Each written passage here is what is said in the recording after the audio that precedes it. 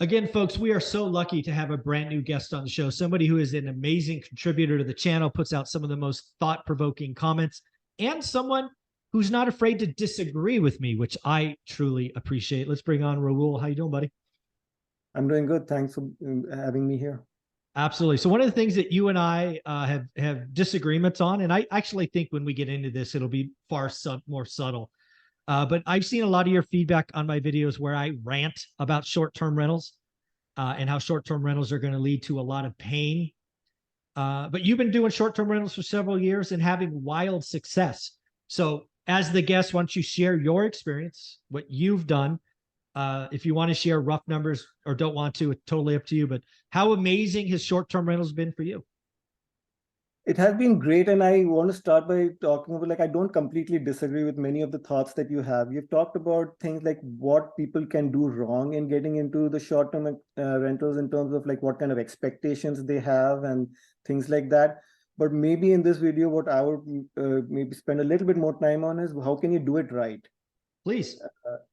So the first thing I would absolutely say is you were talking about how you do the work, right? So following the ORAT rules, those apply for long-term rentals. It applies for short-term rentals too. So you have to know what your buy box is. You have to understand average, and you have to do great deals. So that those things don't is not something that you do not, or you can get to skip with short-term rentals. You can't skip those, folks. Just because it's short-term, you don't get to skip those. Yeah, absolutely. What your buy box is probably changes a little bit based on whether you're doing a short-term rental versus a long-term rental. So maybe that's where we could go into next. Yeah, I think that's, and again, I want to be very clear. I hopefully I've said this 100 times. Short-term rentals can be an amazing business. I unfortunately, because again, I'm one rental at a time, I'm the long-term guy. So I have got a lot of hate from short-term rental gurus and individuals the last couple of years. Basically saying things like you're a boomer, which I'm not, but you're a boomer. You don't know what you're doing. You're old. This is the new way. You know, all of these crazy things. And then 2020 and 21 were amazing years for short term. You could not do anything wrong. Record occupancy, record rates, all of these things. I've been doing this a long time. And anytime I see a movement where people think real estate is easy, I know pain is coming. And short-term rentals can't tell you how many people said it was easy. And there's nothing easy about short-term rentals. In fact, it's not a passive income. If you look at how IRS treats it, it's a business. It's a hospitality business. And I know that there's a lot of gurus that are going to hurt people. And that's where my apprehension comes from, because A, they came at me hard. B, they're going to hurt a lot of people. And now their numbers suck. If you buy the right property in the right area because you did the work, it's amazing. Anna Kelly, beachfront properties, amazing properties. It works. But a property 3 miles from the beach, across the freeway, next to the cemetery, that's not going to work. And gurus were saying it did. So that was my reason, I guess. Yeah, and when I was forming my buy box, the first thing that I was looking at was location. Awesome. As you were saying that, when I was looking at places where the trough and the peak and occupancy rates don't vary too much. That was another thing that I was looking at. So by season, right? There's some places that have summer or winter seasons. You were looking for someone more balanced all 12 months. Yeah, because Tahoe is close to where I live. And so that was one of the first places I was looking at. And I was like, the summer season, there's hardly any occupancy. And winter season, it's like really, really high. And I didn't want that. So I ended up looking, where would I end up getting a little bit more consistent returns? And I personally love the ocean, and I've been to Hawaii. So I was like, that seems like a good place. Let's look into it. And then I ended up researching more. And I found there was another aspect about investing in Hawaii that was very interesting, which is that there is regulation. A lot of people don't understand probably that the regulation can actually help you rather than hurt you. So since Hawaii is regulated, the number of properties that actually are permitted to do short-term rentals are very, very few. So you can think of it like Bitcoin. Like there are just those many Bitcoins that you can have. So it's a restricted number. Yeah. Okay. So as a result of that, you have there isn't a huge amount of growth in the number of properties. So there's lesser like competition, growth in competition. And the other thing is location. Like if you buy something that is oceanfront, there's so few properties that have those permits that if you get one of those, then you end up getting it's almost So certain quick, that you have so quick occupancy. question on that. When you buy a property, does the permit, I guess, transfer? Like if the existing owner has a permit for short-term rentals, does it transfer to the new buyer, or does that get revoked and it goes back into the kitty and you have to apply? The rules for every island in Hawaii are slightly different. Of So course they for are. so for the Kona, the Big Island, Yep. where I purchased my property, it is transferable. Okay, so again, if I love all of this. This is stuff I don't know. So again, if you're shopping for a short-term rental in the Big Island, you can go to operators today, and I'm assuming you can put in the contract that the permit or whatever it's called transfers upon property change. Yeah, I don't know if you want to go into all the nuances of every island, but just really quickly giving a few examples. Sure. If you have a permit on the Big Island, it gets transferred to the new owner. So the owner actually owns the permit for that property. Okay. In Maui, for example, the permit is for the property, so the owner doesn't even have to transfer anything. It is because it is tied to it. So there are Okay. nuances like that. That's pretty awesome. Okay. So again, you could search for this. It's probably in the details of property listings. Yeah, So that's pretty you cool. definitely have a property manager who knows this stuff there. Yeah, yeah. So I am curious about short-term rentals because again, you're clearly a guy who researches. You were doing this research from California.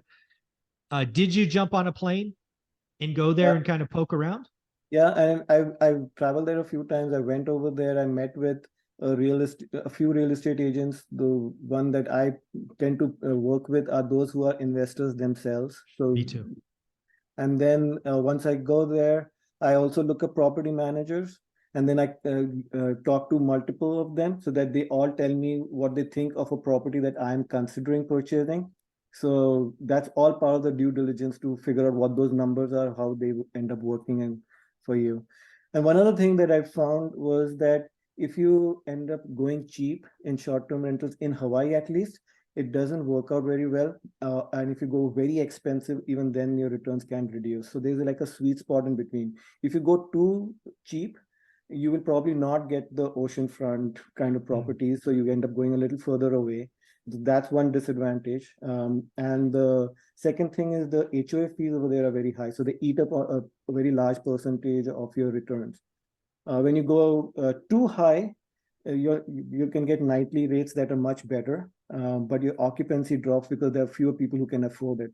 But I know that there was one property, like just to give some numbers, rough numbers. So if you there was one property that was worth that was on the market for $13 million, and they grossed 1 million in short-term rentals in 1 year. So wow. And their nightly rates, as you can imagine, were very, very high. Yeah, I would think so. Yeah. And then so let's put some numbers on this. So again, the median price in Hawaii is like 1.2, something like that. Yes, it is around that. All right, let's call it 1.2. So again, too cheap would probably be 800 and below, right? You're just too far away, all of that. And too high is going to be what, like 4 million? You kind of get too high. Yeah, there are several properties that are like 5-6 million also over there. So I think that's when I would say is too high. I think anywhere between 1.5 to 3.5 will work. Okay, there you go. I'm just trying to figure out what the range is. So 1.5 to 3.5. I'm guessing either beachfront or water views is important. I'm guessing. Yeah, so my property, one of the things when you're looking at short-term rentals is how is your property going to stand out amongst the rest? Yeah, so exactly. What I ended up choosing is a property that was a 4-bedroom and that occupies 8. So now every 2 people get to sleep in a bed, not on like a sofa or something like that. Like that's another thing that boosts up occupancy. But now it's comfortable. It was right on the ocean, and it's a single unit. It's not like connected, no walls to other units. It's right on the ocean. And it's 2 miles from the Kona city, 2 miles from some of the best surfing and snorkeling spots. So when you look at all of that, I ended up finding a property that was in that range that I was talking about. It is approximately 2.5 million. Nice. So Nice. so you have to spend a little bit more to get the right type of property. Going cheap may not be So, too good. and you bought this 2020? Yes, 2021, something like that. Like that. Yeah. So you've been an operator for a couple of years. Yeah. Any lessons learned now that you've done it for 2 years that maybe you didn't know going in? I think the other thing that is really, really important, like we talk about location and unique experiences, the other thing is service. And that's another area where a lot of operators of STRs go wrong, is if they start cutting corners, not giving the right type of service. So I think there was one study done that said that super hosts on Airbnb end up generating 20% more than the rest of the operators. So I always focus on making sure, like for example, the Maui rental place that I own, that's the second unit I own that I bought this year. The property management is on site. So if somebody calls, they're at your door within 5 minutes. So if you Nice. give that kind of service, then it makes, so that's one of the things that I focused a lot more in my second property that I purchased. Like what is the level of service that I can provide? Very cool. So one of the things I would love to do as we wrap up episode 2 is there's still a lot of people looking at short-term rentals. What are sites or recommendations for folks getting into it? Because again, I think there's still too many gurus saying it's easy. And let's be clear, I don't think there's anything easy in real estate investing. In fact, anybody says easy, it's kind of one of those words that I pull back from. It's amazing. It can build wealth, all of that, but it's not easy. If somebody wanted to poke around and learn more about short-term rentals done right or wrong, do you have any sites or places you would recommend people go? I think one of the most popular YouTube videos is by Robert. Okay. So he's part of the Bigger Pockets community, and he has a lot of short-term rentals. He shares a lot of good information. Uh, I I think he still ends up purchasing a lot of like cheaper properties. I think, I'm not sure, and he found places that were like unique locations like Joshua Tree and others. I ended up going in a very stable market. So I went as again a slightly different route than he did. So Sure. if somebody wanted to follow my route, I don't know if one single resource or location. That's fine. I was just curious. Yeah, it's pretty interesting. You talk about Joshua Tree. I've been talking to a lot of people who invested in short-term rentals in Big Bear. Big Bear is interesting because again, they had record numbers in the last 2 years, or 2020, 2021. Then the city came in with some regulation, and now people are listing and getting out. Again, you got to do the research. Again, I'll say it to wrap up this one. Short-term rental is an amazing business. It's not easy. It can be done really, really well, and it can lose you a lot of money. So folks, don't overpay. We're only doing great deals. As we started with, Rule, you got to do the work. I know people want to check out your stuff. Where are your short-term rentals? Where can they find it? The direct booking websites for the two rentals I have is the bigislandbeachhouse.com and the mauirental.com. Awesome, Rule. Thank you so much. I appreciate you. Thank you.